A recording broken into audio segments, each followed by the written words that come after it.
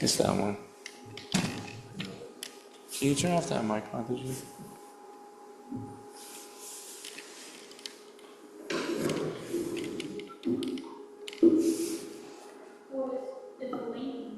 Just turn it off. It's okay.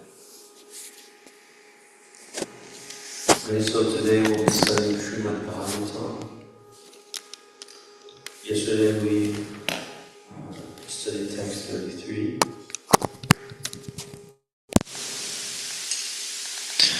And that was about the dissolving of the subtle body. Devotional service dissolves the subtle body just as the fire in the stomach digests the food that we eat. And today we'll be studying text number 34. So starting from the word for word, please do listen as I say the Sanskrit, and you can repeat the Sanskrit and also do the word meaning like that. Na. Okay, thank you. Na.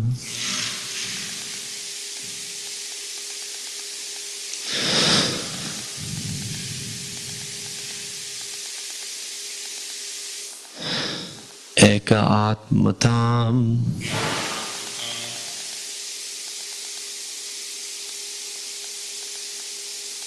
Let's see here.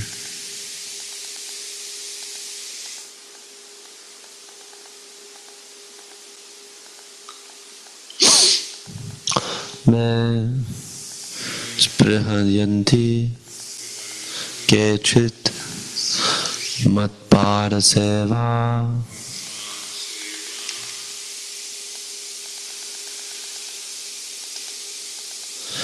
Abhirataha mat ihaha ye anyonyataha bhagavataha prasajya sabhajayante mama paurushani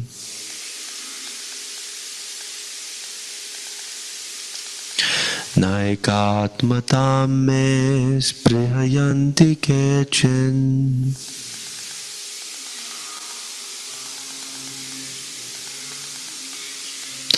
matpara seva pirata mariha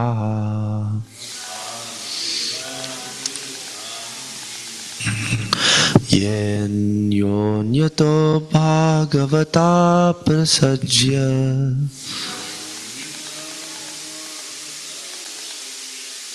sabhajayante mama paurushani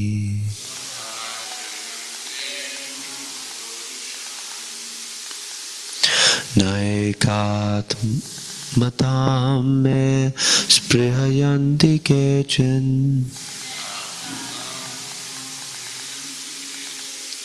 matpara seva virata mariha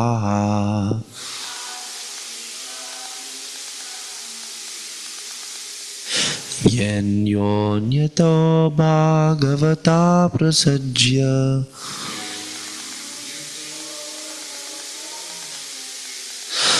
sabhajayante mama paurushani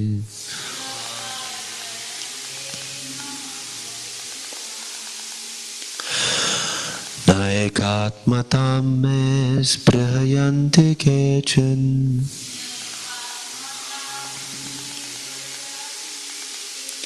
matpara seva virata mariha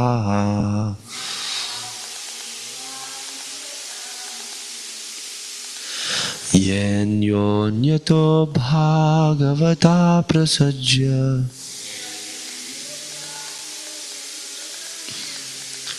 sabhajayante mama paurushani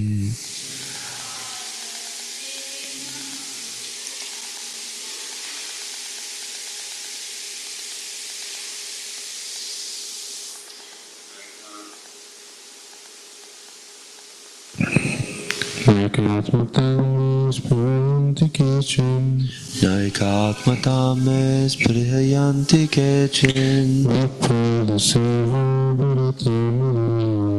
matpara seva pirata mariha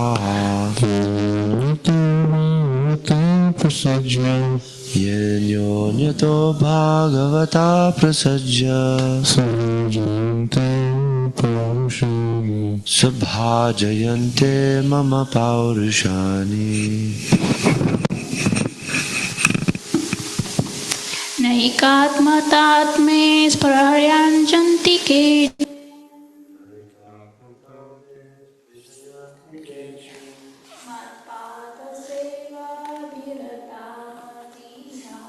Madhpada Seva Virata Madiha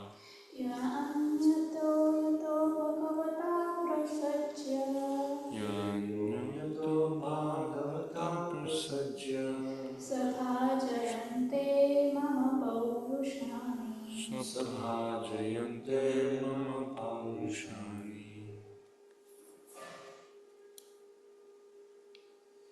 Sarvamataji नैकात्मतां may स्पृहन्ति केचिन् naikatmatam me sprihayanti kechin मत्पादसेवाभिरतामदीह Madhpada Seva Virata Madiha येन्योन्यतो भागवतः प्रसज्य yen yonyato bhagavata prasajya सभाजयन्ते मम पौरुषाणि sabhajayante mama paurushani Aishwaryanataji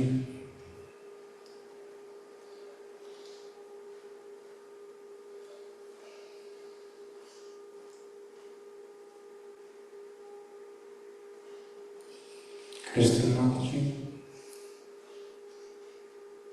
Nakatmatame Spayanti kasin madpada Priyanti Kechin madpada seva viradan madhya Matpada Seva Viratamadiha yeni yoniyato bhagavata Yanyonyata Bhagavata Prasanya sabhajayi ante mama varusam Sabhajayate Mahavisham. That's everyone. No, No, never. never. Eka Atmatam, Ekatmatam. merging into oneness. Me, Maya. Prabhuyanti. They desire. They desire. Kechit, Kichit. any. Madhara Seva, the service of my lotus feet. The service of my Abhirataha, engaged in. Mat-ihaha, endeavoring to attain me. Ye, those who anyonyataha, mutually, bhagavataha, pure devotees, prasajya, assembling, sabhajayante, glorify, mama, my, paurushani, glorious activities. Translation: a pure devotee who is attached to the activities of devotional service and who always engages in the service of my lotus feet never desires to become one with me. Such a devotee who is unflinchingly engaged always glorifies my pastimes and activities. Therefore, there are 5 kinds of liberation stated in the scriptures. One is to become one with the Supreme Personality of Godhead, or to forsake one's individuality and merge into the Supreme Spirit. This is called ekatmatam. A devotee never accepts this kind of liberation. The other 4 liberations are to be promoted to the same planet as God, Vaikuntha, to associate personally with the Supreme Lord, to achieve the same opulence as the Lord, and to attain the same bodily features as the Supreme Lord. A pure devotee, as will be explained by Kapila Muni, does not aspire for any of the 5 liberations.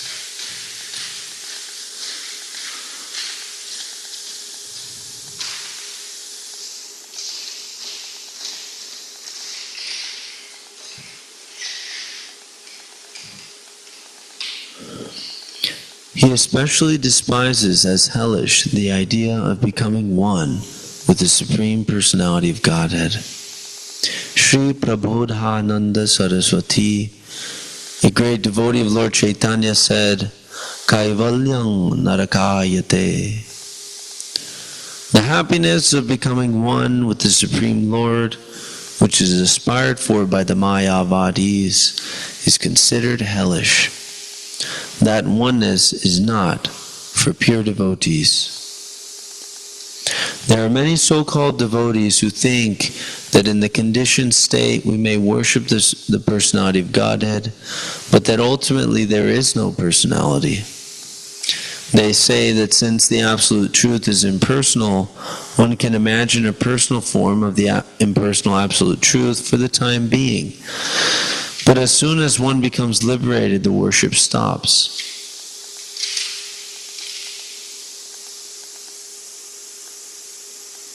That is the theory put forward by the Mayavad philosophy. Actually, the impersonalists do not merge into the existence of the Supreme Person, but into his personal bodily luster, which is called the Brahmajyoti.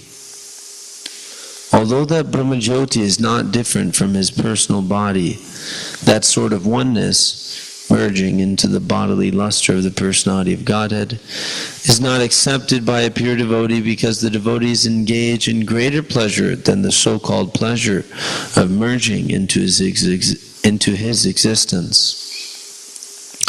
The greatest pleasure is to serve the Lord. Devotees are always thinking about how to serve Him.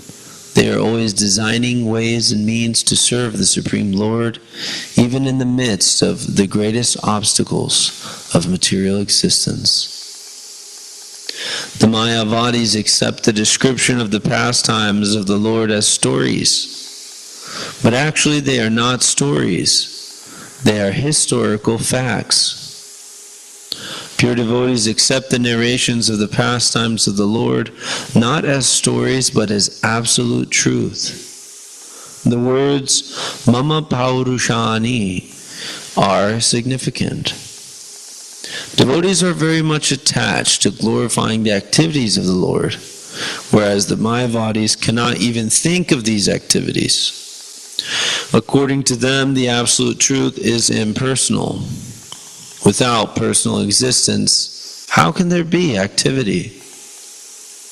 Impersonalists take the activities mentioned in the Srimad Bhagavatam, Bhagavad Gita, and other Vedic literatures as fictitious stories, and therefore they interpret them most mischievously. They have no idea of the personality of Godhead. They unnecessarily poke their noses into the scripture and interpret it in a deceptive way in order to mislead the innocent public. The activities of Mayavad philosophy are very dangerous to the public, and therefore Lord Chaitanya warned us never to hear from any Mayavadi about any scripture. They will spoil the entire process, and the person hearing from them will never be able to come to the path of devotional service to attain the highest perfection, or will be able to do so only after a very long time. It is clearly stated by Kapila Muni that bhakti activities or activities in devotional service are transcendental to mukti. This is called Panchama Purushartha. Generally, people engage in the activities of religion, economic development, and sense gratification, and ultimately they work with an idea that they are going to become one with the Supreme Lord, mukti. But bhakti is transcendental to all these activities. The Srimad Bhagavatam therefore begins by stating that all kinds of pretentious religiosity is completely eradicated from the Bhagavatam. Ritualistic activities for economic development and sense gratification, and after frustration in sense gratification, the desire to become one with the Supreme Lord, are all completely rejected in the Bhagavatam. The Bhagavatam is especially meant for the pure devotees, who always engage in Krishna consciousness in the activities of the Lord, and always glorify these transcendental activities. Pure devotees worship the transcendental activities of the Lord in Vrindavan, Dwaraka, and Mathura, as they are narrated in the Srimad Bhagavatam and other Puranas. The Mayavadi philosophers completely reject them as stories, but actually they are great and worshipable subject matters, and thus are relishable only for devotees. And that is the difference between a Mayavadi and a pure devotee.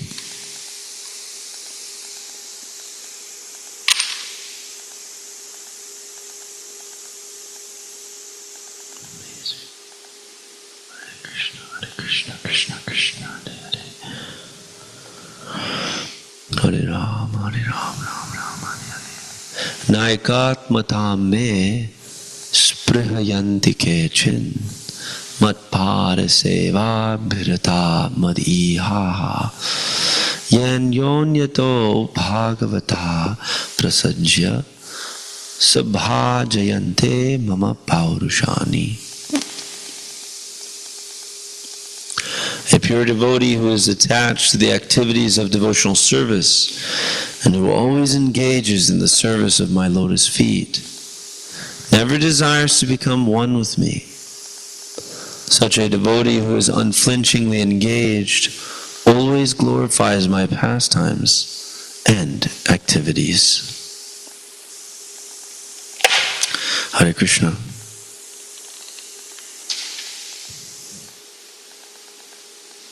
So this is a wonderful verse and amazing purport by Prabhupada. And if any devotees have any comments or want to add to the discussion while I'm speaking, please raise your hand. Okay.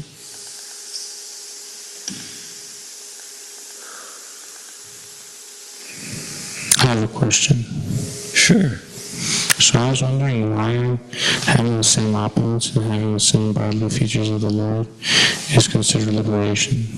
I was saying that I can understand Sarucha and Salukya, but not Shashti and Sarupya. Nice references. You know the Sanskrit. Great. So these are the various types of liberation which were discussed in the purport. Prabhupada spent some time in the purport describing the different forms of liberation, of which there are 5. Liberation on the lowest platform is the desire or the liberation of merging with the body of the Lord. Now, actually, Prabhupada described that one cannot merge with the body of the Lord. One merges with the bodily effulgence of the Lord. And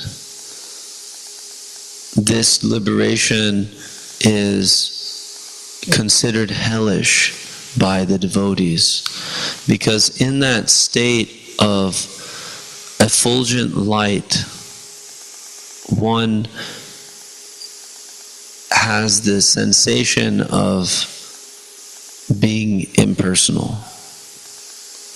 It's not actually possible for the jiva to be impersonal, because he is eternally a person, a part and parcel of the Supreme Person, Lord Krishna. He is the para prakriti. The jiva is called jiva bhuta. And this jiva bhuta can never become the apara prakriti, or the material energy. It's stated, Bhumirapo nalovayu kangbano burir evacha ahankara itim yangme bina prakritir ashtadha. That bhinna means separated. Bhinna. So this bhinna, the para prakriti, can never become bhinna, in the sense that it can never become a separated energy of Krishna. The jiva can never be separated from Krishna, in the sense that he has an eternal relationship with Krishna. Jivera Swarupa Hoy Krishnera Nityadas. And actually within his heart is actually Nityasira Krishna Prema Sabu Kavanai Shuddha Chitta, like this. When the consciousness is completely purified, Krishna consciousness, which is the Nitya Siddha, the eternal nature or the eternal quality of the jiva, is Krishna Prema. So actually to merge with the body of the Lord is not actually fully satisfying for the jivas, because they cannot serve him in that capacity. Now, having the bodily features as the Lord and being on the same planet as the Lord, right, which are the ones you asked about, you cannot have such amazing opulence, right, without being completely spiritual. You know, you cannot have spiritual jewels adorning your body and spiritual airplanes and to be on the spiritual planets without being completely free from Maya. So liberation means the absence of contamination by the material modes. Brahma bhuyaya kalpate. You actually, as soon as you become situated in bhakti, then you automatically pass over the modes of nature, right? And you stop struggling. It's said, prakriti sthani karshati. Mana shastra indriyani prakriti sthani karshati. One is situated within the prakriti and he's struggling with the mind and the senses. Right? It's described there, the 6 senses, which include the mind. So we heard about that actually a couple of verses ago from Kapila Dev, that the mind is actually the center point of all the senses. One who is Brahma Bhuyaya Kalpate, he actually becomes completely free from all this Maya and he's situated in Brahman by the practice of devotional service. So that's liberation. So one cannot attain such spiritual planets without becoming free from Maya. So the attainment of the same planet as the Lord is actually synonymous with becoming free from Maya. And becoming free from Maya is synonymous with liberation. Similarly, you in your current status being a contaminated living entity, or you or ourselves, we are contaminated by material nature. It's not possible for us to attain the amazing spiritual opulences which the Lord has while we are inhabited in this stinking, rotting material body.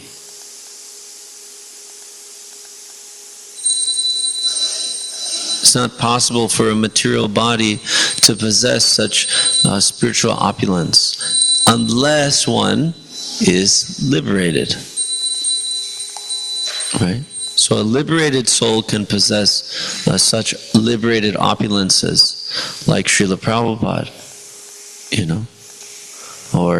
And actually it's described that he's Jivan Mukta, that even while being embodied inside of a seemingly material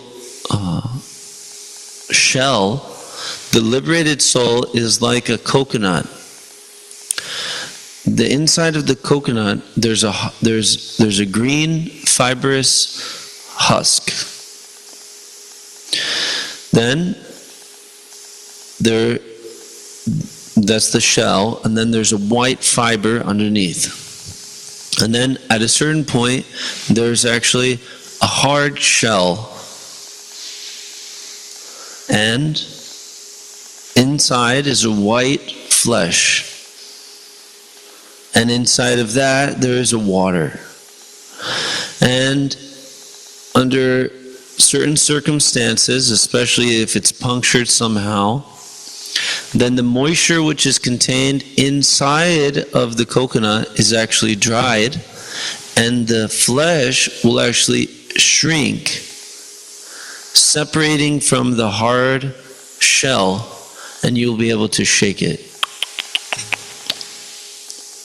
This is like the Jivan Mukta, or one who attains to the devotional service of the Lord in this material life by performance of yajna, sacrifice or penance for the pleasure of the Supreme Lord, not for any other purpose, such a person can actually become liberated from the bondage of material nature even while in this body,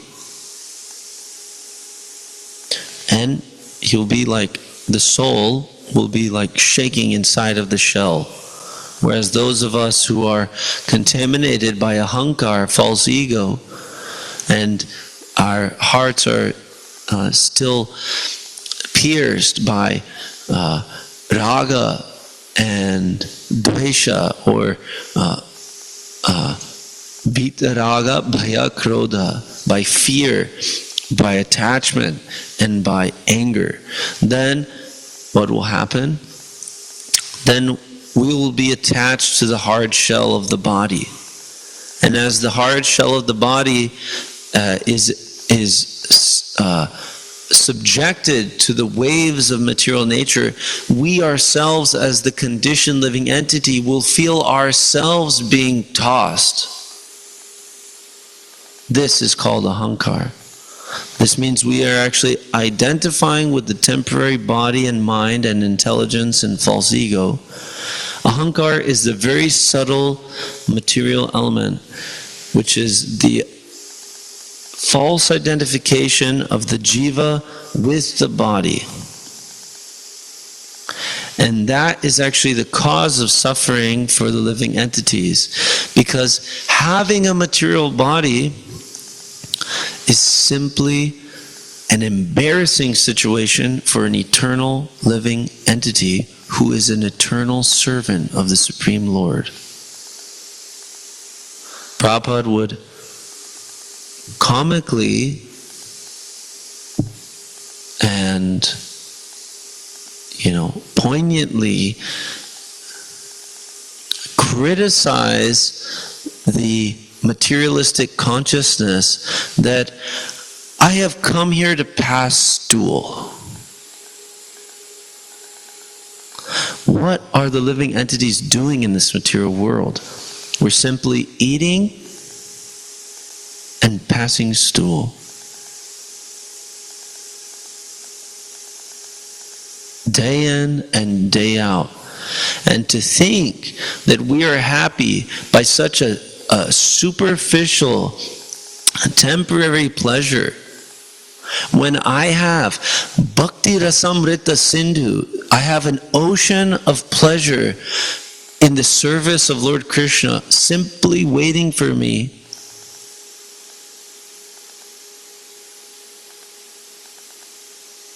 It's just embarrassing.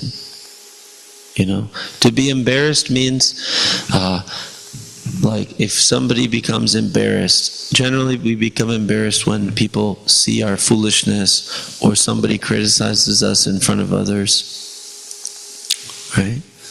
It has to do with some sort of a self-image. It has to do with some sort of a false pride. When our false pride is challenged, right, we become embarrassed.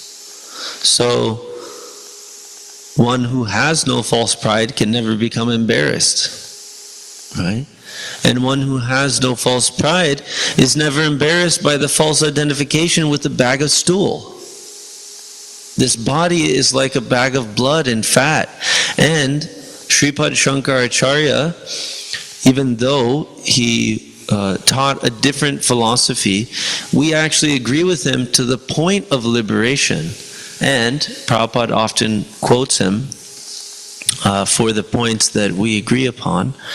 And we recognize also he's an incarnation of Lord Shiva, who was asked by the Lord to come and preach Mayavad philosophy. So people have sex.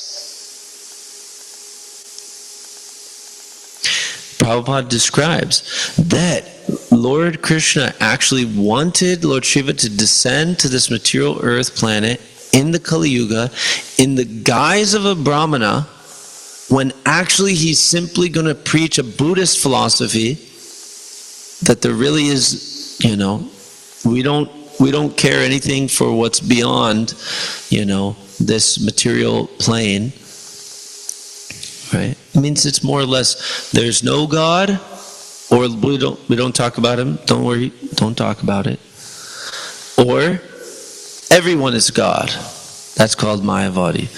So Lord Shiva was asked by Lord Krishna to descend in the Kali Yuga. And what is the result of Mayavad philosophy for fools and rascals? Simply sex life. If you give an innocent public Mayavad philosophy, oh, we're all God? Oh, everything is spirit? Oh, I'll just enjoy my senses just like before, because nothing matters. Because I am God. So I'll just have some sex. Right? So this has actually happened, and this is happening. And we see, especially those who are part of this concept that it's all one, man, it's all God, it's all good, it's, it's all fine. Every way is fine. Any way to the way. Many paths lead to the oneness.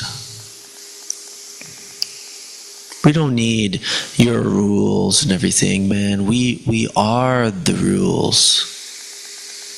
I'm the rule maker. You're not the rule maker. Right? You're the real faker.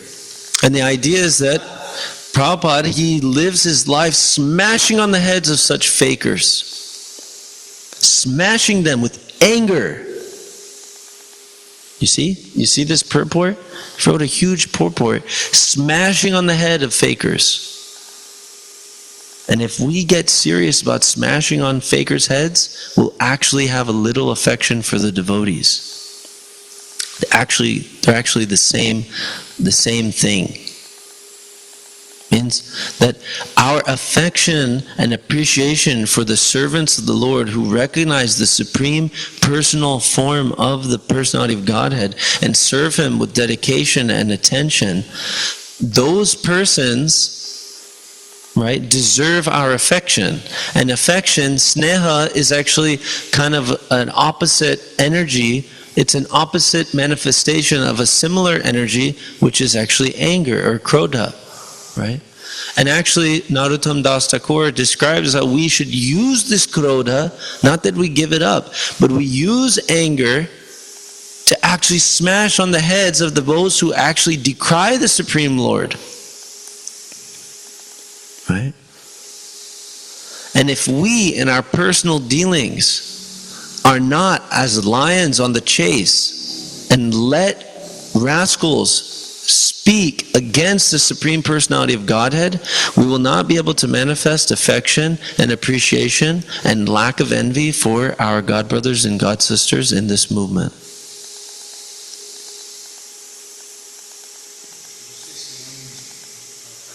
Affection. Don't worry there. That may bother the class. If you need a tool, you can bring yours. Right? So, this is very important for us, is when somebody is actually going to maintain some Mayavad philosophy, right, and speak on our face against the Supreme Personality of Godhead, right, then we should intelligently assess the situation. Can I defeat him with logic? Can I defeat him with philosophy now? I don't have to do it in a rude way, but I will kick on his face, as Prabhupada does. And he actually describes it very, very clearly. My dear sir, actually, if you are the Supreme Personality of Godhead, and you are actually, everything is under your control, then why are you subjected to use the bathroom against your will? When you have to urinate, is it pleasing if somebody checks you from using the bathroom?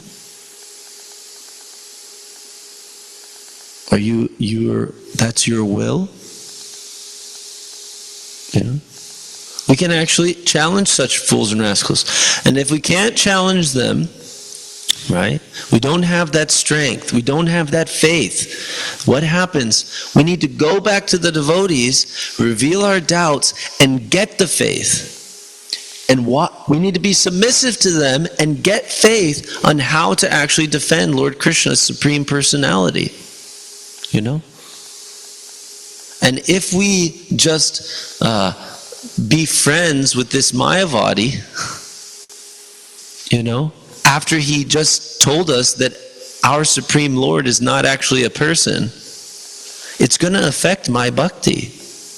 And this is what Prabhupada stated here, that if we listen to Mayavad philosophy,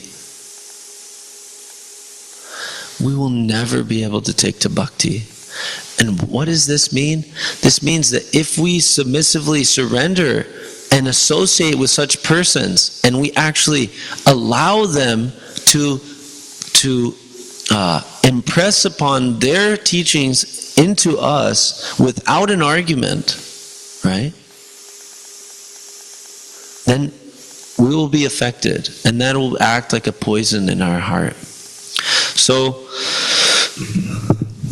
let us not be distracted by such fools and rascals who speculate on the path, on the Vedic scriptures, and let us instead follow very tightly the footprints of the pure devotees who are simply interested in glorifying the Lord at every moment.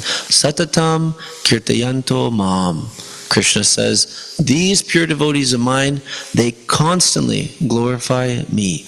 And that is the purpose of this ISKCON movement. That is the purpose of Lord Sri Chaitanya's Sankirtan movement. Thank you very much. Hare Krishna. Does anybody have any comments or questions? Can you check online? Okay. Thank you very much, devotees. All glories to some devotees.